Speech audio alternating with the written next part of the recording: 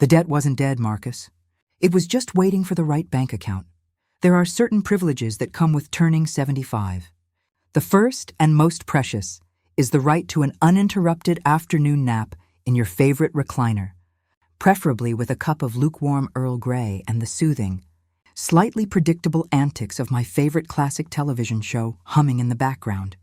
That was my plan, a sliver of golden peace in a world that seems to spin faster and shout louder with every year that passes.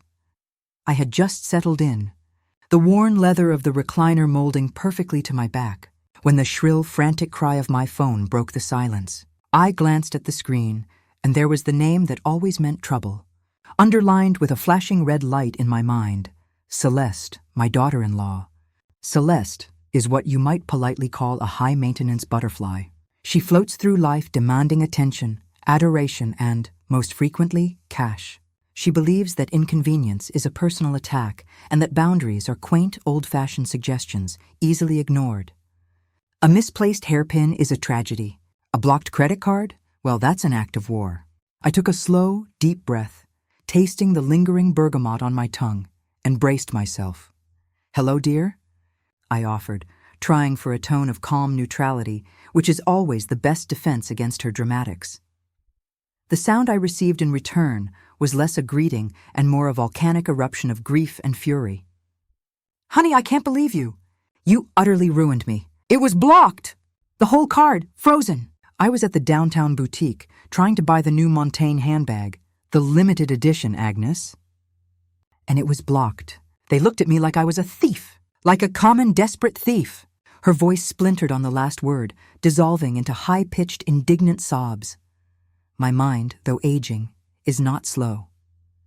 I registered 2 key pieces of information immediately. 1, she was using my primary credit card without permission. And 2, she was blaming me for the inevitable consequence. "Celeste." "Slow down," I said, my voice hardening involuntarily. "Why on earth were you using my card? And what do you mean blocked?" "I haven't been out all day." She barreled right over my question, heedless of the logic.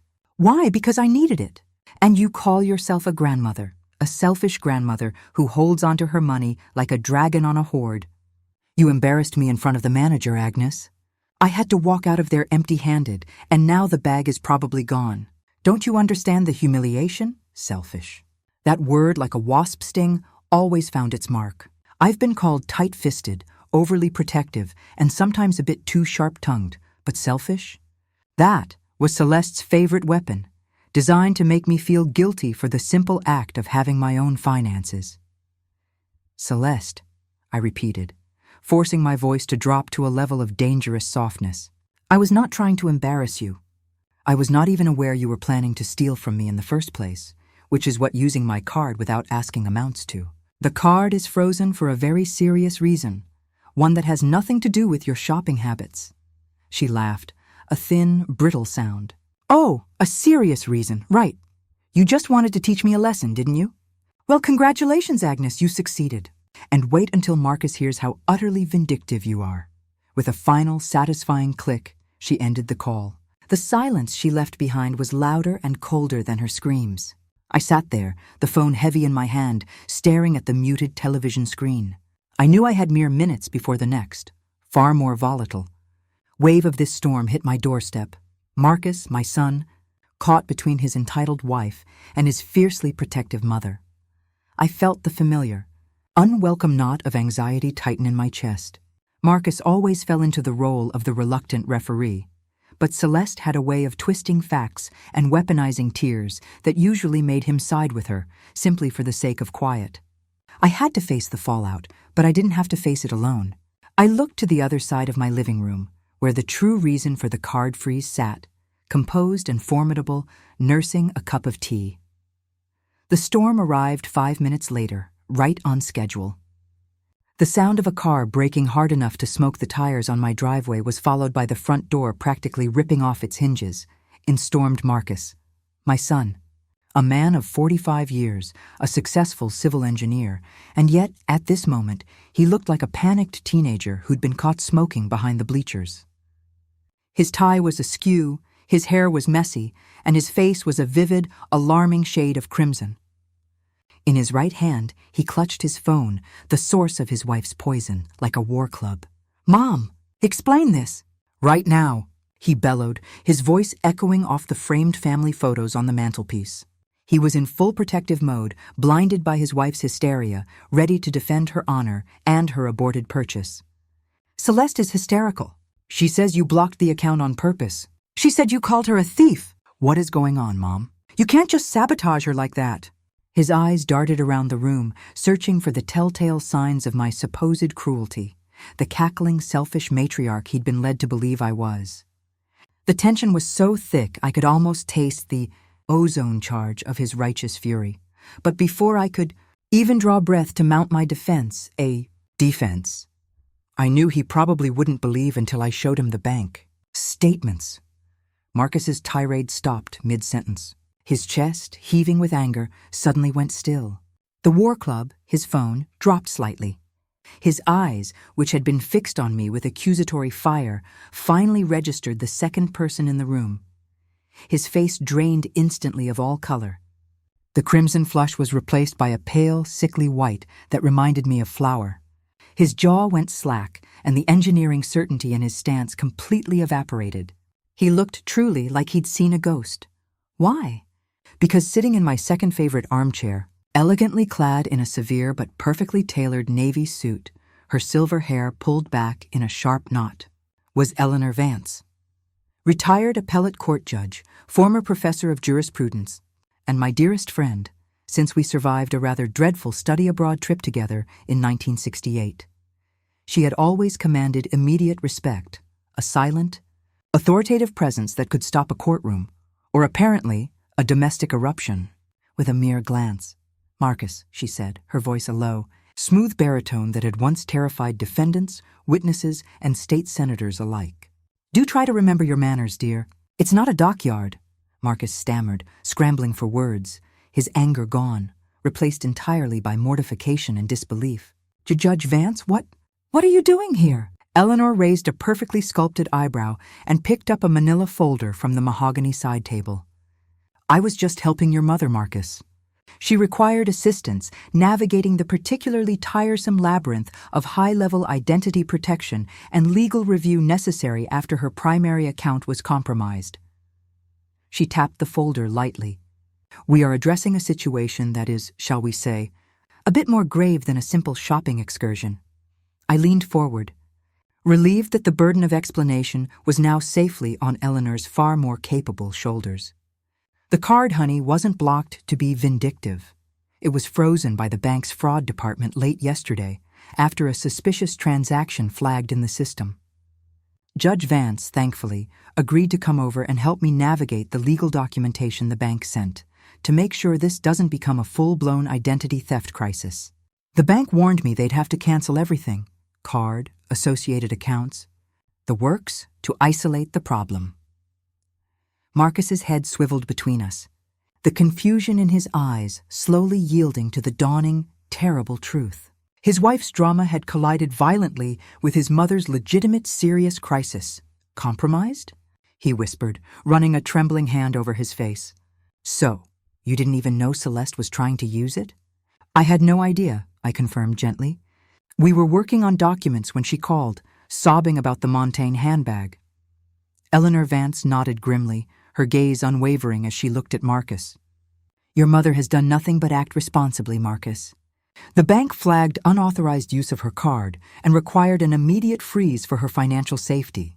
It would appear that your wife's attempt to misuse the card today was merely an unfortunate and poorly timed consequence of that necessary security measure." The air fizzed out of Marcus like a balloon pricked by a pin. He sank onto the edge of the sofa, the imposing fury of his arrival completely gone. He was just my son again, a man who, despite his 40 years, still looked to his mother for moral clarity. "I'm sorry, Mom," he mumbled, his head hanging low. "God, I am so sorry. Celeste?" "She made it sound like you were being petty. She said you did it right before her big shopping trip just to get back at her for something."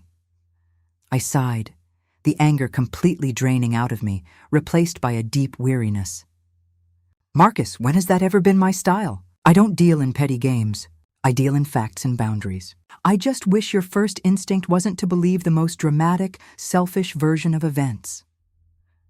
Eleanor closed the manila folder with a quiet thud that somehow sounded final and definitive. Some people, Marcus, have a profound talent for projecting their own motivations onto others. Your wife assumed the card was blocked out of spite because her own impulse in that situation would likely be spite. She then pivoted, a faint, almost imperceptible smile touching her lips. Speaking of impulses, I recall a very similar lack of judgment 25 years ago. You were convinced you could sign your mother's name on a permission slip to go on that ridiculous whitewater rafting trip in the spring of '99, weren't you? Marcus looked up, a reluctant, sheepish grin breaking through his shame. Oh, Judge Vance, please don't. You were so indignant when your mother called me. I was still principal at the time, of course, and told me you'd forged the signature. You swore she was being vindictive for not letting you go. But the truth was, you'd simply forged a signature, and she was simply upholding a safety regulation. Eleanor leaned forward. Some lessons, Marcus, merely change their disguise as we age. The essential core, the understanding of respect and consent, remains the same. The unexpected reference to his teenage foolishness, delivered with Eleanor's non-negotiable authority, was exactly the medicine he needed. He chuckled, a genuine, relieved sound. Yeah, I guess some things never change. And in both cases, the authority figure was sitting right here. I reached out and patted his arm. The important thing, Marcus, is that you're here now, and you understand the truth. I would never intentionally hurt you or Celeste, but I have to protect myself. The reason this card was frozen is a genuine security risk. Before I share the true ledger of what happened next, dear friends, I need a moment. Please stay with me. If you've enjoyed these little chats, do subscribe. It's how I know my stories are finding a home. And tell me in the comments, where are you listening from? It warms this old heart to think of my voice traveling so far. Eleanor eventually excused herself, the weighty manila folder tucked firmly under her arm, leaving me and Marcus in the silence of the aftermath. The air in the room, though still charged, was no longer hostile. It was reflective. Marcus sat back, finally taking a deep, calming breath. I need to talk to her, he said, rubbing the bridge of his nose. I need to make her understand that you could have lost everything, that her little shopping spree could have been the final straw for some identity thief. Yes, you do, I agreed, watching the late afternoon sun cast long shadows across the Persian rug. But you also need to make her understand that this isn't just about the money, Marcus. It's about a pattern. It's about the fact that she didn't just ask to borrow the card, she stole it, and then instantly cast herself as the victim when the consequences of that theft came due. We talked for a long time, not as mother and son, but as two adults struggling with the same difficult person. I recalled countless little breaches of trust over the years. The borrowed silver serving dish that was accidentally sold at a yard sale. The forgotten $500 loan that was never repaid. Always smoothed over by tears and promises and Marcus's earnest, apologetic interventions. She has an entitlement problem, Mom, Marcus admitted quietly. I know that.